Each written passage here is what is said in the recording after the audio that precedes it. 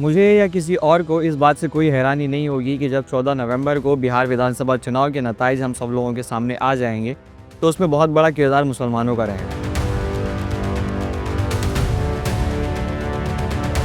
अब ये जो सियासी इनकलाब देखने को मिला है, इसमें एक तो एमआईएम का बहुत बड़ा हाथ लोग बता रहे हैं और दूसरा मेरी नज़र में महागठबंधन का या आरजेडी का भी बहुत बड़ा हाथ है।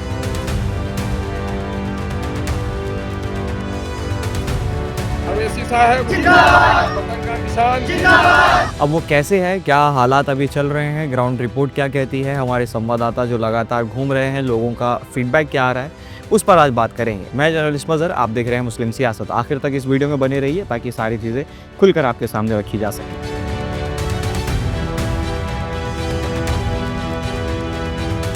बात यहीं से शुरू करते हैं कि बिहार विधानसभा चुनाव में ऐसा पहले कभी नहीं हुआ कि मुसलमान शब्द का इस्तेमाल इतनी बार हुआ हो। बड़े बड़े मंचों से मुसलमानों के हुकूक की बात की जा रही है, उन्हें उनका अधिकार देने की बात की जा रही है, या फिर मुसलमान मतदाता अपने सियासी मसाइल को या फिर अपने समाजी मसाइल को इतना खुल के सामने रख रहे हैं। ऐसा पहले कभी नहीं है, इस मरतबा हुआ है तो लोग उसका श्रेय एमआईएम को कहीं ना कहीं दे रहे हैं।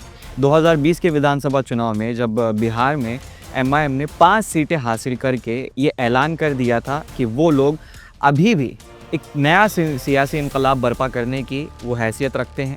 पॉलिटिक्स में वो रणनीति इनके पास है जो मुसलमानों को एक नए पॉलिटिकल प्लेटफॉर्म प्रोवाइड करने के लिए एकदम रेडी है, एकदम तैयार बैठी है।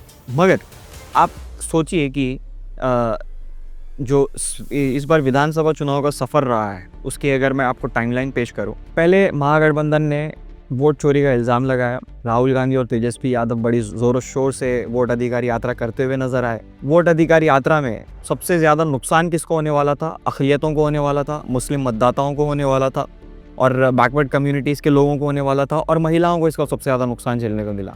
इससे पहले मैं एक रिपोर्ट भी बना चुका हूँ कि किस तरह से सीमांचल के मुसलमान मतदाताओं के साथ साजिश की जा रही है। बहुत सारे नाम जो एवरेज डिलीशन रेशो है वो किस तरह से सीमांचल का ज़्यादा है, वो वीडियो में बना चुका हूँ। मगर ऐसा लगता था कि ये जो लड़ाई है वो मुसलमानों के लिए लड़ी जा रही है, बैकवर्ड क्लासेस के लिए लड़ी जा रही है। मगर वो लड़ाई बिल्कुल जुदा नज़र आई जब लोग होल्डिंग लेकर पहुँचे कि एमआईएम को महागठबंधन में शामिल करो। पहले जो वहाँ के स्थानीय लोग थे सीमांचल के, उन्होंने ये बुहार लगाई, जो मुस्लिम मतदाता थे जो चाहते थे कि जब एमआईएम महागठबंधन में शामिल होगी तो मुसलमानों का जो 18% आबादी है उनको उनका रिप्रेजेंटेशन मिलेगा। आरजेडी भी पहले ये बात बोल चुकी है, तेजस्वी यादव भी ये बात कह चुके हैं कि जिसकी जितनी आबादी उसकी उतनी भागीदारी।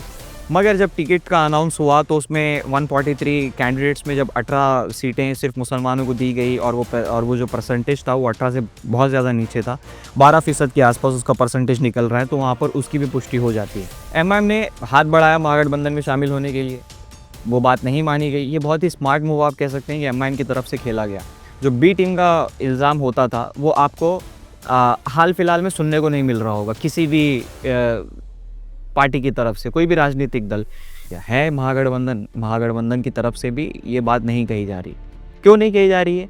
क्योंकि वो जो पॉइंट होता था कि ये लोग शामिल नहीं होते हैं, हम तो हाथ बढ़ा रहे हैं, इस बार खुद से हाथ बढ़ाया गया, शामिल नहीं किया उन्होंने, तो जितने भी इल्ज़ाम तराशी का सिलसिला था उसको यहीं पर रोकथाम लगा दी गई इस स्मार्ट मूव के ज़रिए से।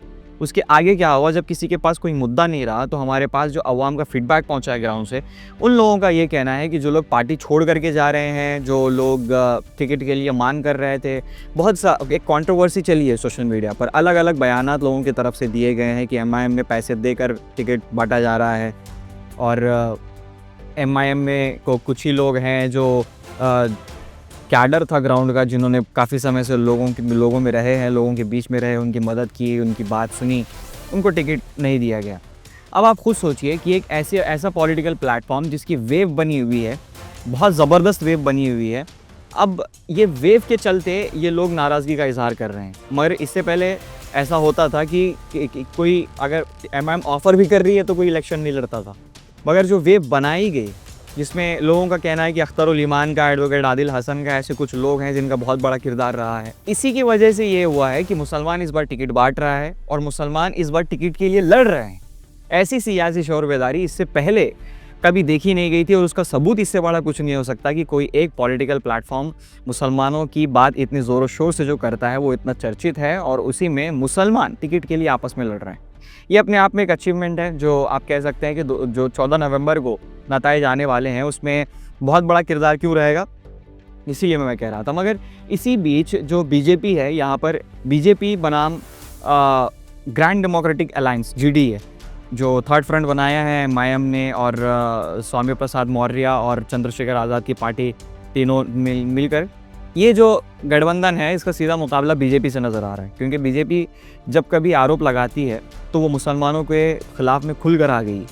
कभी योगी आदित्यनाथ कहते हैं कि इनको विकास नहीं चाहिए, इनको बुर्का चाहिए, और गिरिराज सिंह का जो बयान आया था मुसलमानों को नमक हराम कहा गया, ऐसे शब्दों का इस्तेमाल किया गया। जबकि किसी भी पॉलिटिकल लीडर के लिए ऐसी भाषा का इस्तेमाल करना कतई सही बात नहीं है, मगर बीजेपी से और क्या ही एक्सपेक्ट किया जा सकता है।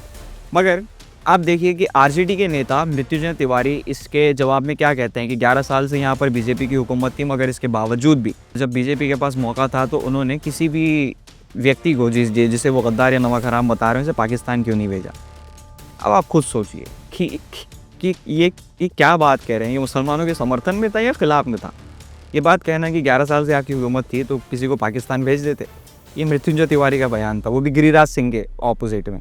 ऐसे में आप समझ सकते हैं कि RJD को या महागठबंधन को अब मुसलमानों से कुछ लेना देना नहीं है। अब वो ये सोच रहे हैं कि मुसलमानों की वो आबादी जो ऑलरेडी MIM की तरफ से कैप्चर हो गई है उस पर मेहनत करके कोई फ़ायदा है नहीं, तो या तो इनको आपस में लड़ाओ, पार्टी के ऊपर एलिगेशंस लगाने के लिए पार्टी में से कुछ लोगों को खड़ा करो, और जब इनके मुद्दों की बात आए तो साइलेंट रहो। जैसे आई लव मोहम्मद वाला मामला था सल्लल्लाहु अलैहि वसल्लम, पूछा गया मीडिया की तरफ से तो कहते हैं कि मैं बिहार इलेक्शन से बिज़ी हूँ।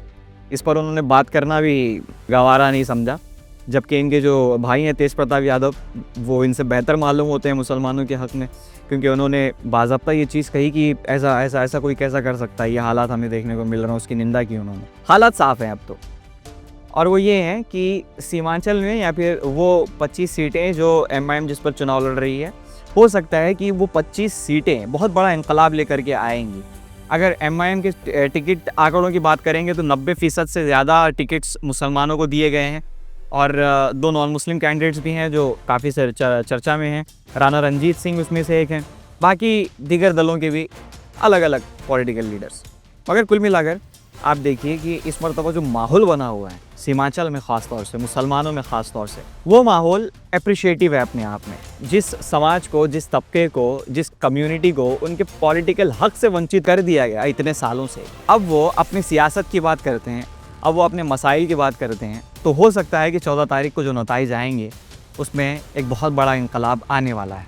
अब तक जो फीडबैक हमके ग्राउंड से मिला है, जनता के जो तासुरात हैं वो तो यही हैं, एक वाइड वैरायटी, क्योंकि हम लोग सीमांचल पे हम लोग ज़्यादा फोकस्ड हैं और सीमांचल की जनता से हम लोग जानने की कोशिश कर रहे हैं, और जो मुस्लिम मतदाता हैं उनके दिमाग में क्या है वो भी लगातार हम लोग जानने की कोशिश कर रहे हैं। इसमें सेपरेट कॉन्स्टिट्यूंसीज़ के बारे में भी हम लोग बात करेंगे, बलरामपुर, अमोर, कोचाधामन और ये अररिया के कुछ इलाके, इनके ऊपर भी बात करेंगे। वो उसके ऊपर सेपरेट वीडियोस हम लोग लाने की कोशिश कर रहे हैं। अगर आप चाहते हैं कि हम लोग बनाएं तो आप नीचे कमेंट सेक्शन में कमेंट करके हमें ज़रूर बताएं।